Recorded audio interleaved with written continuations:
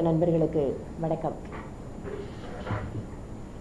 இந்தியாவிலேயே அதிகமான நாட்கள் பிரதமராக இருந்திருக்கக்கூடிய சாதனையை திரு நரேந்திர மோடி அவர்கள் செய்திருக்கிறார்.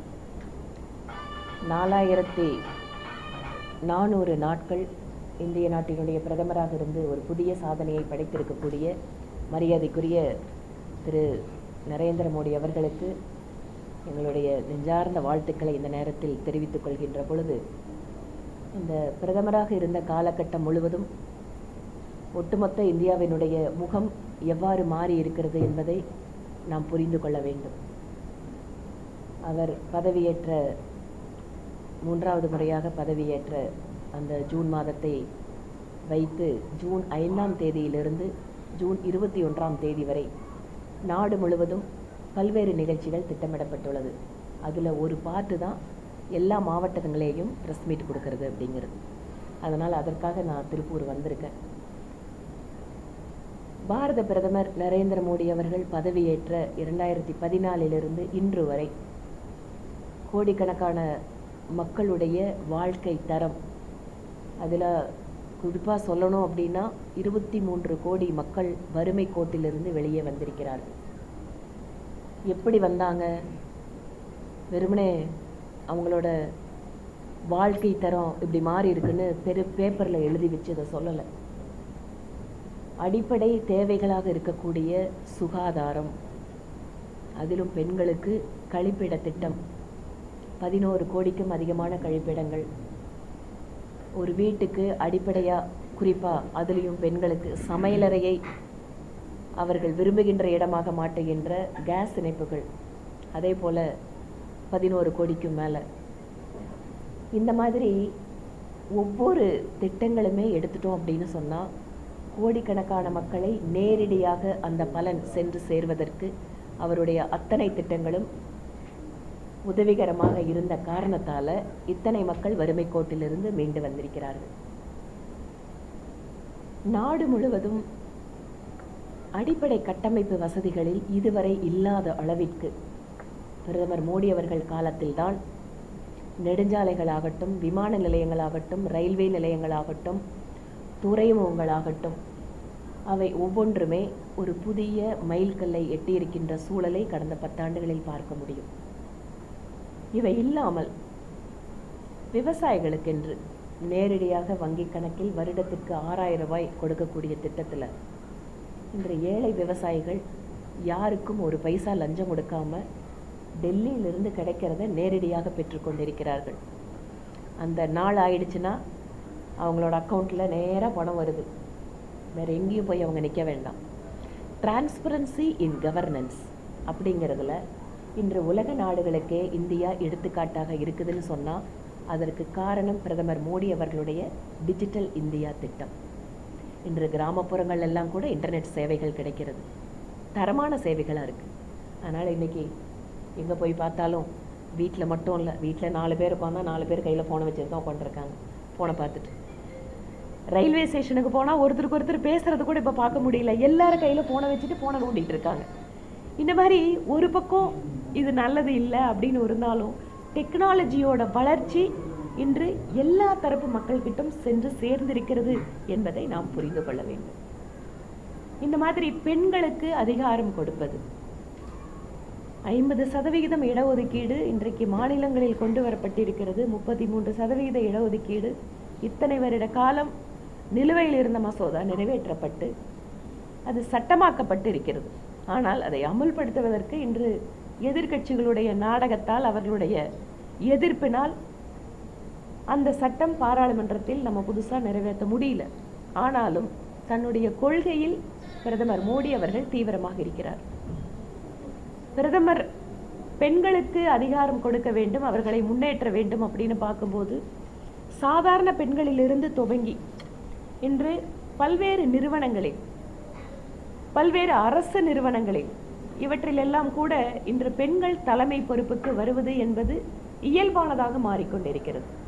இன்னைக்கு எத்தனையோ பார்க்குறோம். பேங்க்ல ஃபர்ஸ்ட் சேர்மன் விமன், ஆயுதப்படை அதில் விமன் வரதாங்க, இராணுவத்தில் பெண்கள் இன்று ஒரு காலத்தில் அந்த சர்வீஸுங்கிறது மெடிக்கல் சர்வீஸ், அலைடு சர்வீஸாக இருக்கும் பெண்களுக்கு. இன்றைக்கு நேரடியாக பெண்கள் இராணுவத்தில் பணியாற்ற முடியும். ஆபரேஷன் சிந்தூர் மிகப்பெரிய உதாரணம். நம்ம குடிமக்களை கொன்ற பாகிஸ்தான் ஆதரவு பெற்ற தீவிரவாத அமைப்புகளை 2 பெண்கள் தலைமையேற்று ஆபரேஷன் சிந்தூரை நடத்தி பெண்களுடைய வலிமை என்ன என்று உலகத்திற்கு உணர்த்தினார்கள். இன்றைக்கு பெண்கள் அமைச்சர்களாக இருக்கின்ற துறைகள் கூட வழக்கமாக பெண்களுக்கு அப்படின்னு சொன்னால் கொஞ்சம் கொடுக்கக்கூடிய துறைகள்னு இருக்குது. அதையெல்லாம் மாற்றி நிதி நிர்வாகம் பெண்கள் கிட்ட கொடுத்துருக்காரு. வெளியுறவுத்துறை இதற்கு முன்பாக சுஷ்மா ஸ்வராஜ் அவங்க ஹேண்டில் பண்ணாங்க. அவங்க அந்த எக்ஸ்டர்னல் அஃபேர்ஸாக மினிஸ்டராக இருக்கும்போது ஒரே ஒரு ட்வீட்டில் உலகத்தில் எந்த நாட்டில் இந்தியர்கள் பிரச்சனையினாலும் தொடர்பு கொள்ளக்கூடிய அளவுக்கு ஒரு சக்தி வாய்ந்த பெண்மணியாக அந்த துறையை மாற்றி காட்டினாங்க. இந்த மாதிரி அடிப்படையிலிருந்து பெண்களுடைய கல்வி, பெண்கள் ஆண்கள் குழந்தைகளுக்கான விகிதாச்சாரம், முதன்முறையாக இந்தியாவில் ஆண் குழந்தைகளை விட பெண் குழந்தைகள் அதிகமாக இருப்பதை சர்வதேச நிறுவனம் உறுதி செய்து நம்மளோட இங்கே இருக்க ஹெல்த் சர்வேல வெளியில் வந்து இன்னைக்கு பாராட்டு தெரிவிக்கிறாங்க. பெண் குழந்தைகள் நமக்கு பாரமாக இருப்பாங்க, பெண் குழந்தைகள் ஒரு குடும்பத்திற்கு மிகப்பெரிய ஒரு கடன் சுமையாக இருக்கிறார்கள் அப்படிங்கிற அந்த எண்ணம் எல்லாமே சிறிது சிறிதாக மாற்றப்பட்டு பெண் குழந்தைகள் குடும்பத்தில் போற்றப்படக்கூடியவர்கள். அது மட்டும் இல்ல, பெண் குழந்தை இறப்பு விகிதம் மட்டும் இல்ல, பெண் குழந்தைகள் படிப்பதில் பேட்டி பச்சாவோ பேட்டி படாவோ அப்படிங்கிறது ஹிந்தியில பெண் குழந்தைகளை படிக்க வைப்போங்கிறது. இன்றைக்கு ஸ்கூல் டிராப் அவுட் பெண்கள் குறைஞ்சிருக்குது. ஹையர் எஜுகேஷன் அதிகமா பெண்கள் போயிட்டு இருக்காங்க. எல்லா இடத்திலேயுமே ஒவ்வொரு அந்த இதுல வெர்டிக்கல்ல இல்ல ஹரிசாண்டல்ல 2 பக்கம் பார்த்தீங்கன்னு சொன்னா எப்படியெல்லாம் பெண்களுக்கு வந்து முன்னேற்றத்தை கொடுப்பது அப்படிங்கிற ஒரு முன்னெடுப்பை பிரதமர் மோடி இந்த நாட்டில் நிகழ்த்திட்டு இருக்காரு. இந்த மாதிரி நிறைய துறைகளை நம்ம சொல்லிட்டே போகலாம். ஏனென்றால் ஒரு காலத்தில் மருத்துவ உதவி, மருந்துகள் இவற்றிற்கெல்லாம் வெளிநாட்டை நம்பி இருந்த சூழலை மாற்றி கோவிடுக்கான தடுப்பூசியை இந்தியாவிலேயே கண்டுபிடித்தது. அந்த தடுப்பூசியை வந்து கிட்டத்தட்ட 90க்கும் மேற்பட்ட நாடுகளுக்கு இந்தியா வழங்கியது. வசுதைவக குடும்பம் அப்படிங்கிறது இந்த நாட்டினுடைய தாத்பரியம். உலகம் முழுவதுமே ஒரு குடும்பம் அப்படிங்கிற அந்த சிந்தனையின் அடிப்படையில் இந்தியா எப்போதும் உலக நாடுகளுக்கு உதவி கொண்டே இருக்கிறது. G20 மாநாட்டின் வாயிலாக இந்தியாவில் நடந்திருக்கக்கூடிய மிகப்பெரிய மாற்றங்களை எல்லாம் இன்று உலகத்தினுடைய வல்லரசு நாடுகள் ஒப்புக்கொண்டுள்ளார்கள்.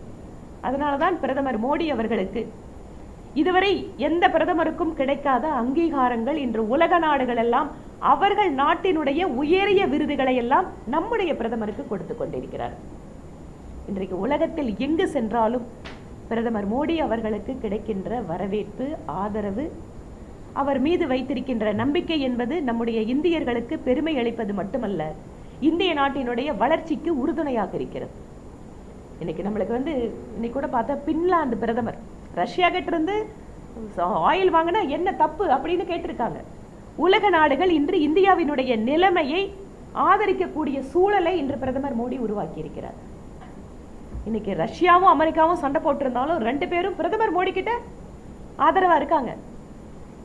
நம்ம நடக்கிற விஷயங்கள், டாரிஃப், அதுலயும் குறிப்பா நான் திருப்பூர்ல உட்காந்துட்டு பேசுறேன். டாரிஃப் போட்டப்ப எவ்வளவு தூரம் இங்க இருக்கக்கூடிய தொழில் அமைப்புகள், தொழிலாளர்கள் என்ன ஆகும், நம்மளோட வாழ்க்கை என்ன ஆகுங்கிற ஒரு பதற்றத்தில் இருந்தாங்க. ஆனா 2 மாச காலத்துல அந்த பிரச்சனைக்கு தீர்வு கண்டு என்ன உதவி வேணுமோ இன்னைக்கு பிரதமர் மோடி செஞ்சிருக்காரு.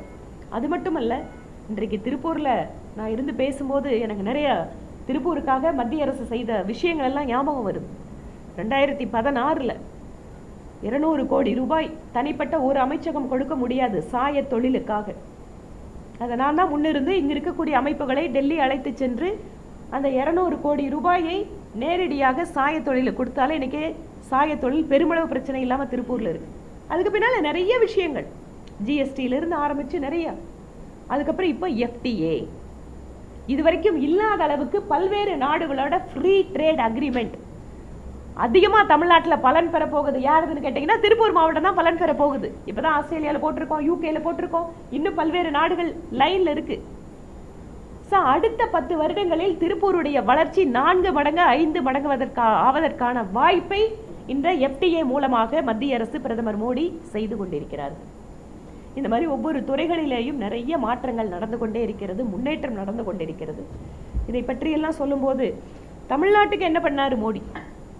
எல்லாம் பொதுவாக சொல்லிட்டு இருக்கிறீங்க, தமிழ்நாட்டுக்கு என்ன பண்ணார்? ஏன்னா இதுக்கு முன்னால் இருந்த திமுக கவர்மெண்ட்டு தமிழ்நாட்டுக்கு மோடி எதுவுமே பண்ணல, நாங்கள் கேட்ட நிதியை கொடுக்கல, எங்களை வந்து வஞ்சனை பண்ணாங்க அப்படிங்கிறதெல்லாம் தொடர்ச்சியாக 5 வருஷமாக காதில் கேட்டுகிட்டே தான் இருந்தோம். அப்பப்போ எங்களோட அமைச்சர்கள், மத்திய அமைச்சர்கள் பதில் கொடுத்தாங்க, தலைவர்கள் பதில் கொடுத்தாங்க. ஏன் பிரதமரே ஒவ்வொரு முறை தமிழ்நாட்டுக்கு புதிய திட்டங்களை துவக்கி வைக்க வரும்போது அவரே நேரடியாகவும் பதில் கொடுத்துருக்காரு.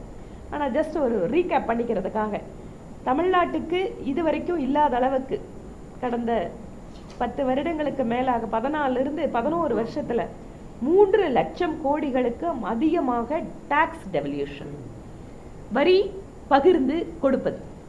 ஏன்னா ஜிஎஸ்டி அப்படின்னு சொன்னா நிறைய பாமர மக்களுக்கு கூட புரியல, படிச்சவங்களுக்கு கூட சில சமயம் புரியல. ஜிஎஸ்டின்னா உடனே பிரதமர் மோடி, ஜிஎஸ்டின்னா உடனே மத்திய அரசு அப்படின்னு நினைச்சிட்டு இருக்காங்க. ஜிஎஸ்டிங்கிறது நாம கொடுக்குற பணம் 1 ரூபாயில திருப்பி வந்து டாக்ஸ்ல எவ்வளவு கிடைக்கணுமோ ஒவ்வொரு ஸ்டேட்டுக்கும், அது தமிழ்நாடு, ஆந்திரா, கர்நாடகா எந்த வித்தியாசம் கிடையாது. ஒரு ஸ்டேட்டுக்கு என்ன கொடுக்கணும் அது வந்துடும். ஸோ அது இல்லாம மத்திய அரசு வசூல் பண்ற பணத்துல கூட நமக்கு மாநில அரசுக்கு என்னென்னவெல்லாம் மாநிலத்துக்கு திட்டங்களாக கொடுக்கப்படுது. அப்படி பார்க்கும்போது பார்த்தீங்கன்னா கிட்டத்தட்ட 1 ரூபாயில 10 ரூபா மட்டும்தான் சென்ட்ரல் கவர்மெண்ட்டுக்கு போகும், மீதி 90 ரூபாய்க்கு மேல ஒரு ஸ்டேட்டுக்கு தான் கொடுத்துட்டு இருக்காங்க. அந்த வகையில் 3 லட்சம் கோடிக்கும் அதிகமாக இதுவரைக்கும் மத்திய அரசு கொடுத்த நிதியை விட பிரதமர் மோடி அவர்கள் கொடுத்தது தமிழகத்திற்கு அதிகம். அதே போல ரயில்வேஸ்ல 7611 கோடி ரூபாய் இதுவரைக்கும் ரயில்வே திட்டங்களுக்கு மட்டும் வழங்கப்பட்ட நிதி. இதுல 77 அம்ரித் பாரத் ரயில் நிலையங்கள். பழைய என்னோட தொகுதியிலேயே பார்த்தீங்கன்னா கோவை வடக்கு ரயில் நிலையம் அம்ரித் பாரத் திட்டத்தில் இன்று ஒரு புதிய ஒரு டெவலப்மெண்ட் அங்கே நடந்துட்டு இருக்கு. போத்தனூர் ரயில் நிலையம் இருக்கிறதுலேயே வந்து பழைய ரயில் நிலையம் போத்தனூர், அது இன்னைக்கு அம்ரித் பாரத்தில் டெவலப் ஆகுது. திருப்பூர் ரயில்வே ஸ்டேஷன், 77 ரயில் நிலையங்கள் நம்ம தமிழ்நாட்டில் மட்டும் 9 மடங்கு இது வரைக்கும் அளிக்கப்பட்ட நிதியை விட 9 மடங்கு அதிகமான நிதி ரயில்வேக்கு மட்டும் கொடுக்கப்பட்டிருக்கிறது. 4000 கிலோமீட்டர் புதிய தேசிய நெடுஞ்சாலைகள் அமைக்கப்பட்டிருக்குது 2014 இருந்து. 4000 கிலோமீட்டர். அதே போல கிராமப்புற மக்கள் சுகாதாரமாக இருப்பதற்கு ஜல் ஜீவன் மிஷன், சுகாதாரமான குடிநீர், அது வழங்குற திட்டத்தில் 1,93,00,000 வீடுகளுக்கு புதிய குடிநீர் இணைப்புகள் வழங்கப்பட்டிருக்கு. 89.3% வீடுகள் இந்த திட்டத்தில் மட்டும் புதிய குடிநீர் இணைப்புகளை பெற்றிருக்கிறார்கள். எல்லாருக்கும் வீடு கட்டி கொடுக்கக்கூடிய அனைவருக்கும் வீடு திட்டத்தில் 6.80 லட்சம் வீடுகளுக்கு நிதி ஒதுக்கப்பட்டது. அதில் 5.7 லட்சம் வீடுகள் கட்டி முடிக்கப்பட்டிருக்கிறது. இன்னைக்கு 5.25 லட்சம் ஏழைகள் தங்களுக்கு ஒரு நல்ல வீடு இந்த திட்டத்தில் அவங்களுக்கு வாங்கியிருக்காங்க. இதில் இன்னொரு விஷயம் சொல்ல வர்றேன்.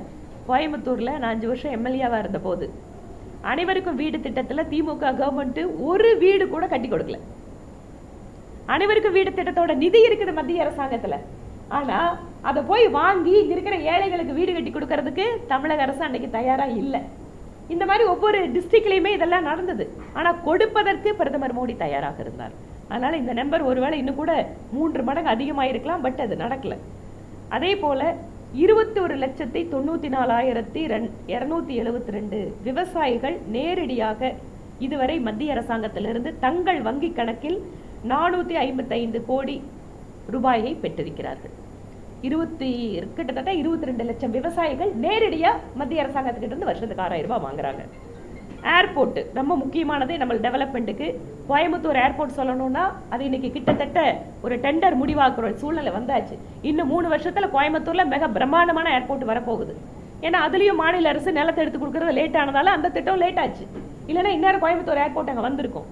அந்த மாதிரி தமிழ்நாட்டில் மட்டும் திருச்சிக்கு 1100 கோடி ரூபாய் புது ஏர்போர்ட், தூத்துக்குடிக்கு 450 கோடி ரூபாய் புது ஏர்போர்ட். இப்போ பார்த்தா தஞ்சாவூர் ரெடி ஆகிட்டு இருக்கு உதான்ல. இந்த மாதிரி ஏர்போர்ட்டுகள் இந்த அளவிற்கு தமிழகத்தில் வந்து இத்தனை கோடி 1000 கோடி ரூபாய்கள் வந்து செலவிடப்பட்டிருக்கு. அதே மாதிரி அதிகமான விமானங்கள், நிறைய சர்வீஸ். இன்னைக்கு பார்த்தீங்கன்னு சொன்னால் அதிகமான சர்வீஸ் தமிழ்நாட்டில் வந்து இருக்கக்கூடிய நிறைய விமான நிலையங்கள் இந்தியாவினுடைய பல்வேறு நகரங்களோடு ரொம்ப நெருக்கமாக பிணைக்கப்பட்டிருக்கு. இன்றைக்கு நார்த்தில் வந்து ஜார்க்கண்ட் போகணுமா, பீகார் போகணுமா, இல்லை யூபியா, இல்லை ஈவன் நீங்கள் வந்து தெலுங்கானாவில் கூட ஹைதராபாத் தாண்டி இருக்கிற மேலே ஏர்போர்ட்டா, ஆந்திராவில் வந்து விஜயவாடா தாண்டி வைசாக், இந்த மாதிரி அனைத்து விமான நிலையங்களுமே மிக நெருக்கமாக விமான சேவையின் மூலமாக இணைக்கப்பட்டிருக்கிறது. இது இல்லாமல் எனர்ஜி, நம்ம சோலார் எனர்ஜி இல்லை விண்ட் எனர்ஜியை அதிகமாக முக்கியத்துவம் கொடுக்குறோம். இது வரைக்கும் நம்ம தமிழ்நாடு மின்சாரத்துறை நஷ்டத்தில் தான் போயிட்டு இருக்குது. இந்த தமிழ்நாடு மின்சாரத்துறைக்கு விண்ட் எனர்ஜி மூலமாக ஒரு கம்பெனி வந்து கரண்ட் கொடுக்குதுன்னு சொன்னால் அவங்களுக்கு பணத்தை செட்டிலே பண்ண மாட்டாங்க. என்னாச்சு, ஒரு ஸ்டேஜுக்கு மேலே அந்த கம்பெனி சிக்காயிருது. அவங்க பேங்க்கு கொடுக்க வேண்டியதை கட்ட முடியல, அவங்களால கம்பெனி நடத்த முடியல, புதுசாக இன்வெஸ்ட் பண்ண முடியல. ஆனால் இப்போது மத்திய அரசாங்கம் கொண்டு வந்த புதிய கொள்கையின் வாயிலாக சோலார் மற்றும் விண்ட் எனர்ஜிக்கு அந்த கம்பெனிஸுக்கு உடனடியாக பணம் நேரடியாக செலுத்துகின்ற விஷயத்தின் வாயிலாக இப்போது மின்சாரம் தடை இல்லாமல், அது இப்போ தாவை காட்சி வந்ததுக்கு அப்புறம்லாம் தடை ஜாஸ்தி ஆயிடுச்சு. ஆனால் தேவைப்படக்கூடிய மின்சாரத்தை கடந்த காலத்தில் இந்த மாதிரியான திட்டங்கள் வாயிலாகத்தான் மத்திய அரசு நமக்காக தமிழ்நாட்டுக்கு கொடுத்தது. அதே போல் இதுவரைக்கும் இல்லாத அளவுக்கு இன்வெஸ்ட்மெண்ட் தமிழ்நாட்டுக்கு வந்திருக்கு. முன்னாள் முதலமைச்சர் திரு ஸ்டாலின் அவர்கள் சொல்லுவார், நாங்கள் பாருங்க அதிகமாக முதலீட்டு கொண்டு வந்திருக்கோம், எலக்ட்ரானிக்ஸில் நாம தான் இந்தியாவில் நம்பர் 1, நாங்கள் வந்து ஏற்றுமதி பண்ணுறோம், ஏற்றுமதியில் இவ்வளவு சாதனைன்னு. எப்படி நடந்தது? எலக்ட்ரானிக்ஸு இன்வெஸ்ட் பண்ணணும்னு வரும்போது மத்திய அரசாங்கம் தமிழகத்தில் இன்வெஸ்ட் பண்ணுறதுக்கான ஒரு அனுமதியை கொடுத்து அவர்களுக்கு எல்லா விதத்திலையும் மற்ற உதவிகளை செய்த காரணத்தால் எலக்ட்ரானிக்ஸ் துறையில் இன்வெஸ்ட்மெண்ட் அதிகமாக இருந்தது, ஏற்றுமதியும் தமிழ்நாடு அதிகமாக இருக்குது. காரணம் என்ன? மத்திய அரசாங்கத்தினுடைய கொள்கை. இதை வந்து மக்கள் வந்து அதை புரிஞ்சுக்கணும். அதே போல் நிறைய இடங்களில் இன்வெஸ்ட்மெண்ட், ஃபாரின் இன்வெஸ்ட்மெண்ட் வந்து அதிகமாக இருக்குது. டிஜிட்டல் கவர்னன்ஸ், நான் முன்னாடியே சொல்லிட்டேன், டிஜிட்டல் இந்தியா வாயிலாக இன்று எல்லாருமே அவங்களோட பேங்க் அக்கௌண்ட்டை நீ கையில் வச்சுருக்கலாம். நீங்கள் பேங்க்குக்கு போகணுங்கிற அவசியமே கிடையாது. அந்த அளவுக்கு இன்று நம்மளுடைய பண பரிவர்த்தனைகள் என்பது சுலபமானது மட்டுமல்ல, ஃபினான்சியல் இன்க்ளூஷன். எந்த ஏழை மக்கள் அவர்களுக்கென்று ஒரு வங்கி பரிவர்த்தனையோ இல்லை பண பரிவர்த்தனை அவங்களுக்கு அந்த வாய்ப்பு கிடைக்காம இருக்கோ, அந்த ஃபினான்சியல் இன்க்ளூஷன் இப்போ நடக்க ஆரம்பிச்சிருக்குது. ஜன்தன் அக்கௌண்ட் அதுக்கு ஒரு சிறந்த உதாரணம். இன்று எல்லாருக்கும் அக்கௌண்ட் இருக்கு. அதனால் இந்த மாதிரியான டிஜிட்டல் மாற்றங்கள் வர்றது. துறைமுகம் வந்து நம்ம தூத்துக்குடி துறைமுகம் இதுவரைக்கும் இல்லாத அளவு ஒரு பிரம்மாண்டமான துறைமுகமாக மாறிக்கொண்டிருக்கிறது. அதற்கும் அதே மாதிரி தான் கிட்டத்தட்ட 1000 கோடி ரூபாய்க்கு மேலே அதில் இன்வெஸ்ட்மெண்ட் நடந்துட்டு இருக்கு. சமீபத்தில் கூட ஒரு மீட்டிங்கில் மகாராஷ்டிரா முதலமைச்சரும் போர்ட் மினிஸ்டர் திரு சர்வானந்த சோனாவால் அவர்களோடு இருக்கக்கூடிய ஒரு வாய்ப்பு கிடைச்சிது. அப்போ நான் வந்து எங்களுக்கு தூத்துக்குடி துறைமுகம் இவ்வளோ பெருசாக கொடுத்துட்ருக்கீங்க, ரொம்ப நன்றி அப்படின்னு நான் சர்வானந்த சோனாவால்ஜி கிட்ட சொல்லும்போது, மகாராஷ்டிராவோட முதலமைச்சர் திரு தேவேந்திர ஃபட்னவிஸ், நாங்கள் பிஜேபி ஆட்சியில் இருக்கோம், ஆனால் எங்களுக்கு கூட கொடுக்கல அமைச்சர், உங்களுக்கு தான் தமிழ்நாட்டுக்கு கொடுக்குறாரு அப்படின்னு சொல்லி இன்று பிஜேபி மாநிலத்தினுடைய முதலமைச்சர்களே தமிழகத்தை பார்த்து தமிழகத்திற்கு இத்தனை பிரதமர் மோடி கொடுக்குறாரு அப்படின்னு சொல்லக்கூடிய அளவுக்கு வந்திருக்கு. ஆயுஷ்மான் பாரத் 5 லட்சம் ரூபாய் ஒரு குடும்பத்திற்கான காப்பீடு திட்டத்தை பிரதமர் அறிமுகப்படுத்தினார். தமிழ்நாட்டில் ஏற்கனவே முதலமைச்சர் காப்பீட்டில் 2 லட்சம் ரூபாய் இருக்கு. அது ஏற்கனவே செயல் இருந்தது தான். இப்போ அதை 5 லட்சமாக அப்கிரேட் பண்ணி அந்த பயனாளிகளுக்கு அந்த தொகையை கொடுக்கணும் அப்படின்னு பிரதமர் வந்து இதற்கான அந்த திட்டத்தை துவக்கும் போது அதிகமான பயனாளிகள் ஆயுஷ்மான் பாரத்தில் தமிழ்நாட்டில் தான் இருக்காங்க. முத்ரா திட்டம், முத்ராங்கிறது சின்ன சின்ன நபர்களுக்கு, அதாவது ஒரு 10 லட்சம் 50 லட்சம் வரைக்கும் கடன் கொடுக்கக்கூடிய திட்டத்தில் இந்தியாவிலேயே அதிகமாக பெனிஃபிட் ஆனது தமிழ்நாடு தான். இந்த மாதிரி நிறைய விஷயங்களில் தமிழ்நாடு வந்து அதை பெனிஃபிட் எடுத்திருக்குது. முக்கியமாக தமிழர்களுடைய கலாச்சாரம், மொழி, ஏன்னா அது எப்பவுமே ஒரு எமோஷனல் கனெக்ட் மட்டும் இல்லை, அது நம்மளுக்கு ஒரு நம்மளோட ஹெரிட்டேஜ் மேலே நம்மளுக்கு இருக்கக்கூடிய ஒரு மரியாதை, பிணைப்பு.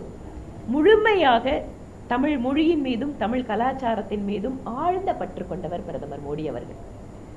எந்த ஊருக்கு போனாலும், அது சர்வதேச நாடுகளாக இருக்கட்டும் அல்லது இந்தியாவினுடைய எந்த இடங்களுக்கு போனாலுமே தமிழ் மொழியினுடைய தொன்மை, தமிழர்களுடைய கலாச்சாரம், தமிழர்களுடைய இலக்கியம், தமிழ் மக்களுடைய அந்த கவிஞர்கள், எழுத்தாளர்கள், சுதந்திர போராட்ட வீரர்கள், இவர்களை பற்றியெல்லாம் மிகுந்த பெருமையோடு எப்போதும் பேசுபவர் பிரதமர் மோடி அவர்கள். இன்னைக்கு பாராளுமன்ற துவக்க விழாவில் அங்கே இருக்கிற செங்கோலே நம்ம தமிழ்நாட்டு செங்கோல். அது எங்கேயோ காங்கிரஸ் குப்பையில் போட்டு வச்சிருந்தாங்க. ஆனால் தமிழர்களுடைய செங்கோலை இன்று உலக அரங்கிலே எடுத்து சென்று இன்னைக்கு ஒரு வாய்ப்பு அது கிடைச்சதுன்னா பாராளுமன்றத்தில் அதை கொண்டு போய் வச்சது. கங்கை கொண்ட சோழபுரம். தமிழ்நாட்டில் எத்தனை பேருக்கு சோழர்களுடைய வரலாறு தெரியும்? அவர்களுடைய கட்டட கலை தெரியும். ஆனால் கங்கை கொண்ட சோழபுரத்திற்கு பிரதமர் மோடி அவர்கள் நேரடியாக வந்து சோழர்களுடைய பெருமையை பேசியதன் காரணமாக இன்றைக்கு சர்வதேச டூரிஸ்ட் எல்லாம் கங்கை கொண்ட சோழபுரம் வர ஆரம்பிச்சிட்டாங்க. நீங்க வந்து அரியலூர் மாதிரி ஒரு பின்னங்கிய மாவட்டத்துல இன்றைக்கு சர்வதேச டூரிஸ்ட் வர ஆரம்பிச்சிருக்காங்கன்னா இது நம்முடைய தமிழர்களுக்கு கிடைத்திருக்கக்கூடிய மிகப்பெரிய அங்கீகாரம். அதனால் தமிழ் மொழியாகட்டும், நாகரிகம், கலாச்சாரம், இது எல்லாத்தையுமே நமக்கு தமிழகத்திற்கு ஒரு தூதராக பிரதமர் மோடி அவர்கள் செயல்பட்டு கொண்டிருக்கிறார். இந்த முன்னேற்ற திட்டங்கள், செயல்பாடுகள் பிரதமர் மோடி அவர்களுடையது தொடர்ந்து கொண்டே இருக்கிறது. தமிழகத்திலே கூட ஒவ்வொரு வீட்டிற்கும் பிரதமர் மோடி அவர்களுடைய திட்டங்களை எடுத்து செல்ல வேண்டும் என்பதற்காகத்தான் பாரதிய ஜனதா கட்சி கடுமையாக உழைத்து கொண்டிருக்கிறது. சில நேரங்களில் எதிர்கட்சிகளுடைய பொய் பிரச்சாரத்தை மக்கள் நம்பிடுறாங்க. சில நேரங்களில் உண்மையை வந்து சில நேரம் தேடி கண்டுபிடிச்சு தான் மக்களுக்கு சொல்ல வேண்டியதாக இருக்குது. அவங்களுக்கு ஐயோ மோடி பணம் கொடுக்கல, ஐயோ மோடி தமிழ்நாட்டுக்கு எதிராக இருக்காரு, இத்தனை பொய் பிரச்சாரத்தையும் முறியடித்துத்தான் என்று பாரதிய ஜனதா கட்சி தமிழக மக்களுக்கு பிரதமர் மோடியினுடைய பெருமைகளை கொண்டு சென்று சேர்த்து கொண்டிருக்கிறது. திருப்பூர் மாவட்டத்திலே கூட ஜூன் 5ஆம் தேதி சுற்றுப்புற சூழல் தினத்தையொட்டி அம்மாவின் பெயரால், தாயின் பெயரால் மரக்கன்று நடக்கூடிய நிகழ்ச்சிகள், நூற்றுக்கணக்கான நிகழ்ச்சிகள் நடத்தப்பட்டது. மாவட்ட தலைவர் திரு சீனிவாசன் அவர்களுடைய தலைமையிலே இங்கே இருக்கக்கூடிய மாநில நிர்வாகிகள், மாவட்ட நிர்வாகிகள் எல்லாம் ஒருங்கிணைந்து பல்வேறு நிகழ்ச்சிகளை ஏற்பாடு செய்து கொண்டிருக்கிறார்கள். சேவை வாரம், பல்வேறு சேவை திட்டங்கள் நடந்து கொண்டிருக்கிறது. 21ஆம் தேதி யோகா தினம் நடத்துவதற்கான ஆலோசனைகள் எல்லாம் இன்று கூட சிறப்பாக நடைபெற்று கொண்டிருக்கிறது. அதனால் ஒன்று, பிரதமர் மோடி அவர்கள் லாங்கஸ்ட் சர்விங் பிரைம் மினிஸ்டர். அதற்கு வந்து அந்த பெருமை வந்து பாரதிய ஜனதா கட்சி மக்களோடு பகிர்ந்து கொள்கிறது. பிரதமருடைய திட்டங்கள் வாயிலாக ஏழை எளிய மக்களுடைய வாழ்க்கையிலிருந்து இன்றைக்கு சர்வதேச அரங்கு வரை இந்தியாவினுடைய மாற்றம் எவ்வாறு நடந்து கொண்டிருக்கிறது என்பதை பற்றியெல்லாம் சொல்வதற்கான வாய்ப்பாகவும் இதை நாங்கள் கருதுகிறோம். என்னோட தரப்பிலிருந்து இவ்வளவுதான். உங்களான கேள்விகள் ஏதாவது இருந்ததுன்னா சுருக்கமான கேள்விகளா சொல்லுங்க. கரப்பாம்பூச்சி ஜனதா பார்ட்டி வந்து தேசிய புரட்சி ஏற்படுத்துறதுக்காண்டி அரசியல் ஏதாவது இருக்கா? இல்லை, அது காக்ரோச் ஜனதா பார்ட்டி ரொம்ப ஒரு கோயின்சிடன்ஸ் அப்படின்னு தான் சொல்ல முடியும். அது ஆக்சுவலி முன்னாடி அந்த பேரில் ஒன்று வச்சுருக்காங்க. கரெக்டாக நம்மளோட மரியாதைக்குரிய சீஃப் ஜஸ்டிஸ் வந்து அந்த வேர்டு யூஸ் பண்ணோன்னா அது கொஞ்சம் பிக்கப் ஆச்சு. அதுக்கப்புறம் அவங்க வந்து இன்னைக்கு அமெரிக்காவிலேருந்து அதை உருவாக்கின தலைவர் டெல்லியில் வந்து ஆர்ப்பாட்டம் நடத்தினார். அந்த ஆர்ப்பாட்டத்தில் பார்த்தீங்கன்னா காவலர்களோட எண்ணிக்கையும் கேமராமேன் எண்ணிக்கை தான் ஜாஸ்தி இருந்தது. ஆனால் இதற்கு பின்னால் சர்வதேச அளவில் வேற யாராவது இவங்களுக்கு உதவி பண்ணுறாங்களா அப்படிங்கிறத நிச்சயமாக இந்திய அரசு கண்காணிக்கும். தாவேகா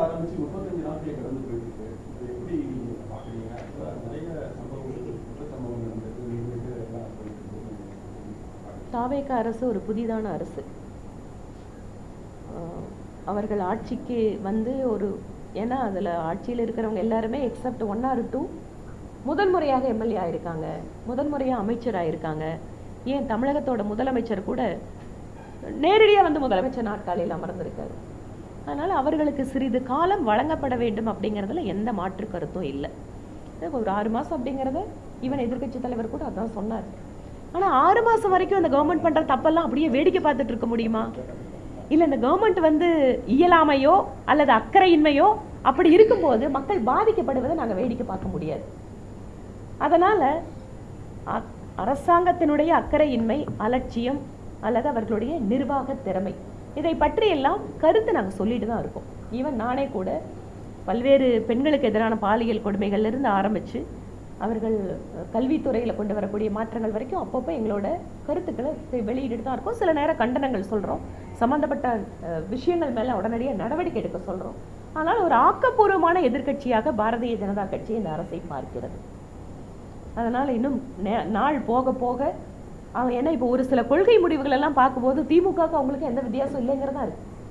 ஒரு தேசிய சிந்தனை அப்படிங்கிறது காங்கிரஸ் கட்சியோட இருந்த போது கூட வரல. அன்பார்ச்சுனேட்லி தமிழ்நாடு காங்கிரஸ் கட்சி ஒரு ரீஜனல் பார்ட்டியோட மைண்ட் செட்டோட தான் இருக்கே தவிர அது ஒரு தேசிய கட்சியாக இல்லை. அதனால அவங்களோட கூட்டணி போனா கூட, ஒரு தேசிய கட்சியோட கூட்டணி போனா கூட தாவேகாவினுடைய செயல்பாடுகள் இந்த 35 நாள்ல நாங்க பார்த்த வரைக்கும் அது ஒரு பிராந்திய மனப்பான்மையோட இயங்குகின்ற கட்சியா தான் நாங்க பாக்குறோம்.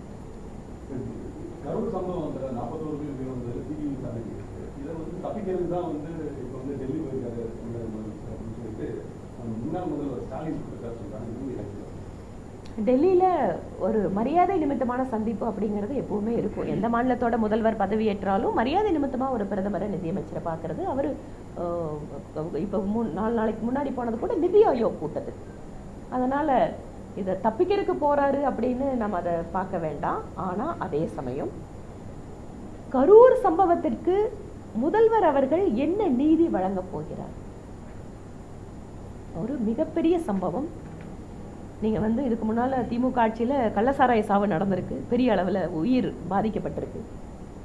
ஆனால் மனித தவறுகள் வாயிலாக நீங்கள் ஒரு கூட்டத்தை சரியாக மேனேஜ் பண்ணாமல் இவ்வளோ பேர் உயிரிழந்திருக்காங்க. அதிலும் குறிப்பாக முதலமைச்சர் அவர்களுடைய கூட்டத்திற்கு சென்றவர்கள் உயிரிழந்திருக்கார்கள் அப்படின்னா அவர்களுக்கு விரைவாக நீதி கிடைப்பதை முதலமைச்சர் உறுதி செய்ய வேண்டும். சிபிஐ விசாரணைக்கு முழுமையான ஒத்துழைப்பு கொடுத்து, ஏன்னா இப்போ அவங்களே ஆட்சிக்கு வந்ததால் வழக்கமாக சிபிஐ விசாரணைக்கு மாநில அரசாங்கங்கள் பெருமளவு ஒத்துழைப்பு கொடுக்க மாட்டாங்க. இதுக்கு முன்னால் பார்த்துருக்கோம். அது டாஸ்மாக் ஏன் இடி ரெய்டு டாஸ்மாகில் நடந்த போது கூட ஸ்டேட் கவர்மெண்ட் பண்ணலை. இப்போ பாருங்கள், இபியில் நீங்கள் முறைகேடுகள் நடைபெற்றிருக்கு அப்படின்னா ஹார்ட் டிஸ்க் காணாமல் போகுது. அப்போ இது யாரு? இந்த தாவேக அரசு வந்ததுக்கப்புறம் யாருக்கு இவங்க உறுதுணையாக இருக்காங்க? அப்போ எங்களுக்கு சந்தேகம் வருது. இந்த தாவேக்கா யாரையோ காப்பாற்ற நினைக்குதா, இல்லை இவங்களோட குறைகளை சுட்டி காட்டாமல் இருக்கிறதுக்கு இவங்க வேற யாராவதோட அண்டர்ஸ்டாண்டிங்ல இருக்காங்களா? இவ்வளவு பெரிய சிபிஐ விசாரணை நடக்கிற மின்சாரத்துறை அலுவலகத்திலிருந்து ஹார்ட் டிஸ்க் காணாம போகுதுன்னா இந்த அரசு விழிப்போடு இருக்கிறதா அல்லது யாரையாவது காப்பாற்ற நினைக்கிறதா? இந்த கேள்விகள் எல்லாம் எங்களுக்கு எழுது. அதனால கரூர் சம்பவத்துக்கு முழுமையாக நீதி கிடைக்க வேண்டும் என்பது மட்டுமல்ல, அது விரைவாகவும் கிடைக்க வேண்டும் என முதலமைச்சரை கேட்டுக்கொள்கிறோம். பிஜேபியில 4-5 பேர்த்தோடைய கைதான் வாங்கி இருக்கு அப்படின்னு சொல்லிட்டு முக்கிய நிர்வாகிகள் அதுவும் வெளியே போய் அண்ணாமலை தொடங்கிய இயக்கத்தில் சார் எப்படி பாருங்க? இந்த கட்சிக்குன்னு ஒரு செயல் திட்டம் இருக்கு, ஒரு சிஸ்டம்னு ஒன்று இருக்கு. அதாவது கட்சியினுடைய முக்கிய முடிவுகளை எடுப்பதற்கு ஒவ்வொரு மாநிலத்தில் மட்டும் இல்லை, இங்கே கூட மாவட்டத்தில் ஒரு கோர் கமிட்டி வச்சிருக்காரு மாவட்ட தலைவர். மாவட்டத்தில் கோர் கமிட்டின்னு ஒன்று இருக்கும். அதில் பொதுச் செயலாளர்கள், அந்த மாவட்டத்தோட முக்கிய நிர்வாகிகள் இவங்கெல்லாம் சேர்ந்து தான் முடிவுகள் எடுப்பாங்க. அந்த மாதிரி மாநிலத்தில் உண்டு, தேசியத்திலையும் உண்டு. அதனால் 4-5 பேர் தான் அப்படின்னு சொன்னால் அந்த 4-5 பேர் இன்னும் கூடுதலாக இருக்கவங்களோட சேர்ந்து தான் முடிவுகள் எடுக்கிறாங்க. அது இங்கிருந்து சென்று இருக்கக்கூடிய நிர்வாகிகளுக்கும் தெரியும். ஏன்னா ஒரு தனிநபர் அப்படிங்கிறது இந்த கட்சியில் வழக்கமாக ஒன்று சொல்லுவாங்க, பிரசிடென்ட் ப்ரிசைட்ஸ், தலைவர் தலைமை ஏற்பார். ஆனால் அந்த கமிட்டி டிசைட் பண்ணும், குழு சேர்ந்து எடுக்கிற முடிவுகளை. பிகாஸ் ஜனநாயக ரீதியாக எங்கிற கட்சி ஒரு தனிநபரை வைத்து எங்கிற கட்சி கிடையாது. அதனால குழுவாக சேர்ந்து முடிவெடுப்பவர்கள். அதை எல்லாருமே ஒரு தடவை அவங்களுக்கு என்ன வித்தியாசம் வருதோ அதெல்லாம் இங்கே கூட பார்த்தீங்கன்னா மாவட்டத்தில் எல்லாரும் கருத்து சொல்லுவாங்க. இத்தனை இடத்துல நிகழ்ச்சி நடத்தலாம், இல்லை இங்கே நடத்தினா போதும், இல்லை இத்தனை பேரை கூப்பிடலாம், இல்லை இத்தனை பேர் கூப்பிட்டா போதும். இந்த மாதிரியான விஷயங்கள் டிஸ்கஷனில் இருக்கும், டெமோக்ராட்டிக். அதுக்கப்புறம் முடிவெடுத்தாச்சுன்னு சொன்னால் எல்லாரும் அதை அமல்படுத்தணும். அதனால் வெளியில் செல்பவர்களுக்கு ஒவ்வொருத்தருக்கும் ஒவ்வொரு காரணம் இருக்கிறது. ஒன்று 4-5 பேரில் பிடிக்கல அப்படின்னு போகிறது, இல்லை மாவட்ட தலைவர் பிடிக்கல, மண்டல் தலைவர் எனக்கு மரியாதை கொடுக்கல அப்படின்னு போகக்கூடியவர்களுடைய இதை நாங்கள் பார்க்குறோம். ஆனால் எனக்கு தெரிஞ்ச வரைக்கும் நானும் நூற்றுக்கணக்கான நபர்கள் எனக்கும் கூப்பிடுறாங்க. வெளியே சென்றிருக்கக்கூடிய ஒரு நபர் கூட எனக்கு பிரதமர் மோடியை பிடிக்கவில்லை, எனக்கு பாரதிய ஜனதா கட்சியை பிடிக்கவில்லை அப்படின்னு யாருமே வெளியில் போகல. அதனால் வெளியே சென்றிருக்கக்கூடிய அத்தனை பேரும் 29 தேர்தலில் பிரதமர் மோடி அவர்கள் மீண்டும் பிரதமராக வேண்டும் என்றால் அத்தனை பேரும் திரும்ப வருவார்கள், பிரதமர் மோடிக்கு உழைப்பார்கள். அவருடைய கரத்தை பலப்படுத்துவதற்காக அவர்கள் எப்போதும் இங்கே இருப்பார்கள் என்கின்ற நம்பிக்கை எங்களுக்கு இருக்கு. அதனால செல்கிறவர்கள் இதை மனதில் வைத்துக்கொண்டு விரைவாக வருவார்கள் என்பது எங்களுடைய நம்பிக்கை. அடுத்த கேள்வி, அங்க ஒரு கேள்வி முடிஞ்சது. கடந்த தேர்தலில் பார்த்தீங்கன்னா எம்பி எலெக்ஷன் அப்போ 11% ஓட்டு திருப்பூர் மற்ற பகுதியில் தான் வாங்கியிருந்தோம். இப்போவும் அதிமுக கூட்டணியில் இருக்கும்போது அதே சதவீதம் தான் ஓட்டு வாங்கியிருக்கோம். இப்போ அதிமுக ஆதரவாளர்கள் அதிமுக ஆளுநர்கள் யாருமே பிஜேபிக்கு ஓட்டு போடலைங்கிற மாதிரி தான் இருக்கு. இது எப்படி நீங்க? இது ரெண்டு பக்கமே இது நடக்குது. அவங்க இவங்களுக்கு ஓட்டு போடல, இவங்க அவங்களுக்கு ஓட்டு போடல அப்படின்னு. 24 தேர்தலில் நாங்கள் வாங்கிய வாக்கு சதவீதத்தை பற்றி குறிப்பிட்டீங்க. ஏன் 2016 பிஜேபி தனியாக நின்னோம், அப்போ எங்களுக்கு கூட்டணியே இல்லை.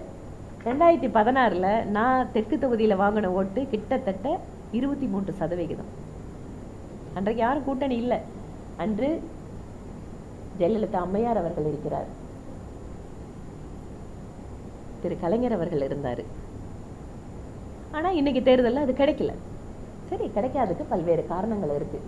அதனால் அவங்க ஓட்டு போடல இவங்க ஓட்டு போடல அப்படிங்கிற அந்த ப்ளேம் கேமுக்குள்ளே இப்போ நாங்கள் போக விரும்பலை. அடுத்த கட்டத்தை நோக்கி நாங்கள் நகர விரும்புகிறோம். எங்கள் கட்சிக்குள்ளே நிறைய மாறுதல்கள் செய்ய வேண்டி இருக்குது. அதை நாங்கள் ஒன்றும் வெளிப்படையாக சொல்கிறேன், எங்களுக்கு ஒன்றும் தயக்கம் கிடையாது. மாவட்டம், மாநிலம், பல்வேறு அடுக்குகளில் நிறைய பிரச்சனைகள் களையப்பட வேண்டியது இருக்குது. நிறைய பேர்த்துக்கு நம்பிக்கை கொடுக்க வேண்டியிருக்கு. உள்ளாட்சி தேர்தலுக்கு தயாராக வேண்டியிருக்கு. அதனால் இந்த பணிகளை எல்லாம் நிச்சயமாக வேகமாகவும் திறந்த மனதோடும் இந்த கட்சி அதை அணுகும். ஏனென்றால் 3 நாட்களுக்கு முன்பாக மத்திய உள்துறை அமைச்சர் அவர்கள், தேசிய தலைவர் அவர்களோடு எங்களோட கோர் கமிட்டி கூட்டம் நடந்தது. அப்போது ஓட்டு பர்சன்டேஜ் பற்றி வரும்போது நாங்கள் ஒரு விஷயத்தை சொன்னோம். இந்த தேர்தலில் இவ்வளவு அப்படின்னு சொன்னபோது திரு அமித்ஷாஜி அவர்கள், வாக்கு சதவிகிதம் நல்லா தான் இருக்குது, பிஜேபி இழக்கலை, நாம் போட்டிக்கிட்டது 27 சட்டமன்றத்தில் மட்டும்தான், நீங்கள் அதை மனசில் வச்சுட்டு வாக்கு குறைஞ்சிச்சுன்னெல்லாம் கவலைப்படாதீங்க, உங்களோட முழுமையாக தேசிய கட்சி இருக்கிறது, எந்த மனசஞ்சலமும் இல்லாமல் கீழே போய் இறங்கி நல்லா வேலை பண்ணுங்க, எல்லா இடத்துக்கும் கட்சியை கொண்டு போங்க, உங்களுக்கு என்ன ஆதரவு வேணுமோ நாங்கள் கொடுக்குறோம், நீங்கள் கூப்பிடுங்க, அடுத்த மாதமே நாங்கள் வரோம் அப்படின்னு சொல்லி அனுப்பிச்சிருக்காங்க. அதனால் அவருடைய செய்தியை இந்த ஊடகத்தின் வாயிலாக கட்சியினுடைய ஒவ்வொரு தொண்டர்களுக்கும் பகிர்ந்து கொள்வதில் நாங்கள் மகிழ்ச்சி அடைகிறோம். முழுமையாக பிரதமர் மோடி அவர்களும் திரு அமித்ஷாஜி அவர்களும் தேசிய தலைமையும் தமிழக பாஜகவின் பக்கம் நிற்கிறார்கள். அதனால் இதில் எந்த மாற்றமும் இல்லை. தமிழக பாஜகவுக்கு கிளைகள் இல்லை. தேசிய ஜனநாயக கூட்டணி தமிழ் மாநில காங்கிரஸ் வரட்டும், அஃபிஷியலாக அனௌன்ஸ்மெண்ட் வரட்டும், அப்புறம் பார்ப்போம். திமுக தெரியலைங்க, நியூஸ் ஸ்பெகுலேஷனுக்கு எதுக்கு பதில் சொல்லணும்? ஒன்ஸ் நியூஸ் கான்கிரீட்டாக வந்ததுக்கப்புறம் நான் ரியாக்ட் பண்ணுறேன். தம்பிக்கு இன்னும் கேள்வி இருக்கா?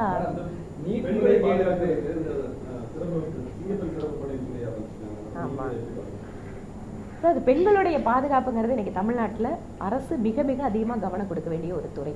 இந்த அரசு வந்ததுக்கு அப்புறம் கூட ஒவ்வொரு நாளும் பார்த்தீங்கன்னா ஏதாவது ஒரு பெண்களுக்கு எதிரான பாலியல் கொடுமை நடந்துகிட்டே இருக்கு. சிங்கப்பெண் படையெல்லாம் வருது, நல்லா ட்ரெஸ் எல்லாம் நல்லா கொடுத்துருக்காங்க, பார்க்கறதுக்கெல்லாம் சந்தோஷமா இருக்குது. ஆனால் மாற்றம் அப்படிங்கிறது வெறுமனே யூனிஃபார்மை மாற்றினா வராது. மாற்றம் அப்படிங்கிறது ஒரு திட்டத்துக்கு பேர் வச்சா வராது. இந்த மாற்றம் நடக்கணும்னு சொன்னால் அரசாங்கம் இன்னும் சீரியஸான நடவடிக்கை எடுக்கணும். இன்னும் கூட சமூக அமைப்புகளோடு அல்லது பள்ளி கல்லூரி நிர்வாகங்களோடு இன்னும் நெருக்கமான இணைப்பை அரசு ஏற்படுத்தும். ஏன்னா ஒரு பெண் குழந்தை பாதிக்கப்படுறதுங்கிறது ஒரு இன்சிடென்ட் அல்லைங்க, நம்ம வீட்டிலிருந்து ஆரம்பிக்கிறது. நம்ம வீட்டில் பெண் குழந்தையை எப்படி நடத்துகிறோம், நம்ம பொது இடத்துல எப்படி நடத்துகிறோம், ஏன் நம்ம வேலை செய்கிற இடத்துல நம்மளோட விமன் கொலீக்ஸ் எல்லாம் நம்ம மரியாதையாக நடத்துகிறோமா, அவங்களோட பாதுகாப்பை பற்றி கவலைப்படுறோமா, இந்த மாதிரி நிறைய விஷயங்கள் இதோட இணைஞ்சிருக்கு. அதனால் இன்னைக்கு நடக்கிற குற்றங்கள் அப்படிங்கிறது ஒரு பார்ட். ஆனால் இதை தாண்டி நாம் முன்னெடுக்க வேண்டிய விஷயங்கள் நிறையா இருக்குது. அதில் அரசாங்கம் முனைப்பு காட்ட வேண்டும்.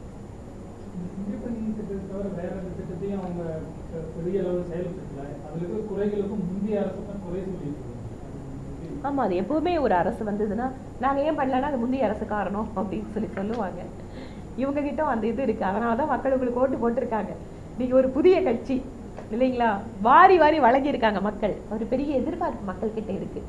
அந்த எதிர்பார்ப்பை அவர்கள் புரிந்து கொண்டு அரசாங்கம் நடத்தணும் அப்படிங்கிறத நாங்கள் இந்த நேரத்தில் சொல்கிறது. நான் முன்னாடியே சொன்ன மாதிரி ஒரு புது அமைச்சர்கள், புது கவர்மெண்ட்டு, நிறைய நேரங்களில் அவங்களுக்கு பாவம் பத்திரிகையாளர்களை டீல் பண்ண தெரியல, கொஸ்டின்ஸுக்கு ஆன்சர் தெரியல, இதெல்லாம் இருக்குது. நான் அதுக்காக நான் அவங்களெல்லாம் குறை சொல்லலை, கற்றுட்டு இருக்காங்க, கற்றுக்கிட்டுமே. ஒரு விஷயம், நல்ல விஷயம் என்ன நான் பார்க்குறேன் அப்படின்னா, புதிதாக நபர்கள் அரசியலுக்குள்ளே வந்திருக்காங்க. இளைஞர்கள் நிறைய பேர் அரசியலை பற்றி இன்னைக்கு பேசுகிறாங்க. ஒரு ஒரு அரசியல் ரீதியான புரிதல் அப்படிங்கிறத நிறைய மக்களுக்கு எடுத்துகிட்டு போயிருக்காங்க. அந்த விஷயத்தில் நான் அதை பாராட்டுறேன்.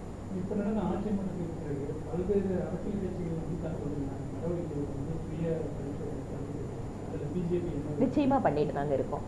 எங்களோட கிட்டத்தட்ட ஒரு 2-3 தடவை அந்த கூட்டங்கள் மாநில அளவில் நடந்திருக்கு. மாவட்ட அளவிலையும் ஒரு மீட்டிங் முடிஞ்சிருக்கு. இப்போ அடுத்த கட்டத்துக்கான அந்த மீட்டிங் போகிறோம். அதாவது எங்கே நம்ம தவறு பண்ணியிருக்கோம், எங்கே தேங்கி இருக்கோம், அடுத்த கட்டத்துக்கு நம்ம போகிறதுக்கு என்ன பண்ணணும், என்ன செய்யணுங்கிறதுல நாங்களும் எங்களை சுய பரிசோதனை பண்ணிட்டு தான் இருக்கோம். எந்த ஒரு அமைப்புமே, நிறுவனமே சுய பரிசோதனை பண்ணாமல் அடுத்த கட்டத்துக்கு போக முடியாது. அதே மாதிரி தமிழ்நாட்டில் எங்களுக்கு தோல்விங்கிறது புதுசு இல்லை. நான் 4 எலெக்ஷனில் நின்று ஒரு எலெக்ஷனில் தான் ஜெயித்தேன்.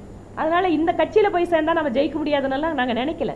ஏனென்றால் சித்தாந்தத்திற்காக இந்த நாடு நல்லா இருக்கணும்னு இருக்கிற கட்சி இதுதாங்கிற நம்பிக்கை எங்களுக்கு இருக்குது. அதனால் தோல்விகள் இருந்தால் வெற்றி ஆரம்பிக்குது. நாங்கள் இது வரைக்கும் இருந்த பர்சன்டேஜை விட இன்னைக்கு அதிகமாக தான் வந்துட்டு இருக்கோம். 2011 நான் மயிலாப்பூரில் வாங்கின பர்சன்டேஜ் வெறும் 5% தான். ஆனால் 5 வருஷத்தில் நான் அது 22% 23% மாற்றணும். அதனால் எங்ககிட்ட உழைப்பதற்கு மனம் இருக்கிறது. கட்சியினுடைய தொண்டர்கள் தைரியமாக இருக்காங்க. ரெண்டாவது, எல்லாத்தை விட முக்கியமாக இந்த தமிழகத்தில் இருக்கக்கூடிய சித்தாந்த ரீதியான அரசியல் அப்படின்னு பார்த்துட்டிங்கன்னா ஒரு ஒரு ஒரு திராவிட அரசியல் அல்லது ஒரு மாநில அளவிலான அரசியல் அப்படிங்கிறத தாண்டி தேசிய அரசியலை, தேச நலனை பேசுகின்ற அரசியலை பேசுகின்ற ஒரே கட்சியாக இந்த தமிழகத்தில் பிஜேபி தான் இருக்கு. அதனால எங்களுக்கான ஸ்பேஸ் இருக்கு. நாங்கள் அதை நிச்சயமா முன்னெடுக்க தான் போறோம். அதனால் அதே போல ஒரு தனி நபர்கள், ஒரு தனி குடும்பம் இதை பற்றி மட்டுமே போகக்கூடிய கட்சி இல்லது. இங்க எங்களுக்கு சித்தாந்தம் தான் எல்லாமே. அதனால அப்படி இருக்கின்ற பொழுது நிச்சயமாக இந்த கட்சிக்குத்தான் தமிழகத்தில் எதிர்காலம் இருக்கிறது. அந்த என்ன பீரியட் அப்படின்னா அது காலம் முடிவு செய்யும். ஆனா அதற்கான உழைப்பை தொடர்ந்து கொடுத்துட்டே இருக்கும். நீட் முறைகேடு தொடர்ந்து நடந்துட்டே இருக்கு. காங்கிரஸ் ஜனதா பார்ட்டி சொல்றதும் அதுதான். கல்வி அமைச்சர் பதவி விலகணும் முதல் கட்டமா அப்படின்னு சொல்லி தான் அந்த போராட்டங்கள் முன்னெடுத்திருக்காங்க. இதுக்கான நடவடிக்கைகள் என்ன நடவடிக்கைகள் எடுக்கப்படும்? மத்திய அரசாங்கம் உடனடியாக சிபிஐ விசாரணைக்கு உத்தரவிட்டிருக்கு. சிபிஎஸ்இ ஸ்கூலில் சம்மந்தப்பட்ட அதிகாரிகள் அது அவங்களுக்கு மேலே நடவடிக்கை எடுத்திருக்காங்க. தொடர்ச்சி அதில் யார் தப்பு பண்ணியிருக்காங்கிறதுல அரசாங்கம் உறுதியாக அவர்களுக்கு தண்டனை கொடுக்கும். ஆனால் அதே சமயம் மாணவர்களுடைய நலன், ஏன்னா இத்தனை லட்சம் பேர் எக்ஸாம் எழுதியிருக்காங்க, அதை கேன்சல் பண்ணுவோம். நிச்சயமாக அது மன ரீதியான ஒரு பெரிய உளைச்சலை கொடுக்க தான் செய்யும். ஆனால் அதற்கும் அரசாங்கம் கொஞ்சம் நம்மளை அதை சரி பண்ணணும் அப்படிங்கும்போது ஒரு டைம் தேவைப்படுது. அதனால் ஒரு ஃபுல் ஃப்ரேம் சிஸ்டத்துக்கு நம்ம போயிட்டுருக்குறோம். முன்னாடியெல்லாம் எக்ஸாம் பேப்பர்ஸை எழுத்து நம்ம அதை ஒவ்வொருத்தரும் தனியாக பண்ணுறது இன்றைக்கி நிறைய ஆன்லைன் முறையில் மாறிட்டு இருக்கு. டெக்னாலஜியை நம்ம எடுத்துக்க தான் போகிறோம். பட் டெக்னாலஜியே போகும்போதும் இந்த மாதிரி அங்கங்கே சில லீக்கேஜஸ் வருது. அது we have to fix it. அது நிச்சயமாக சென்ட்ரல் கவர்மெண்ட் அதை பண்ணும்.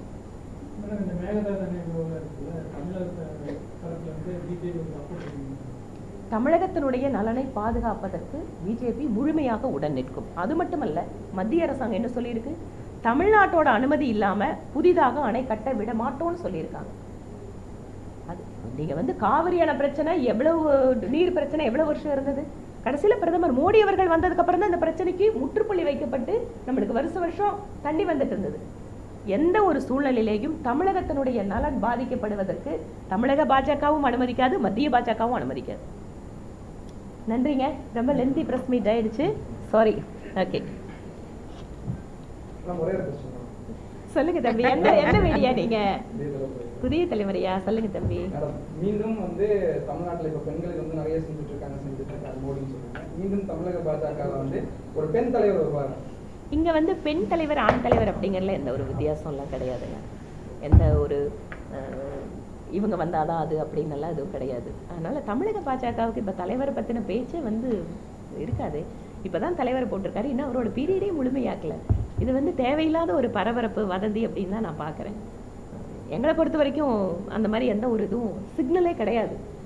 தலைவர் மாநில தலைவர், அவர் இருக்காரு, கன்டினியூ பண்ணுறாரு, அவருக்கான வேலைகளை அவர் நடத்திட்டு இருக்காரு.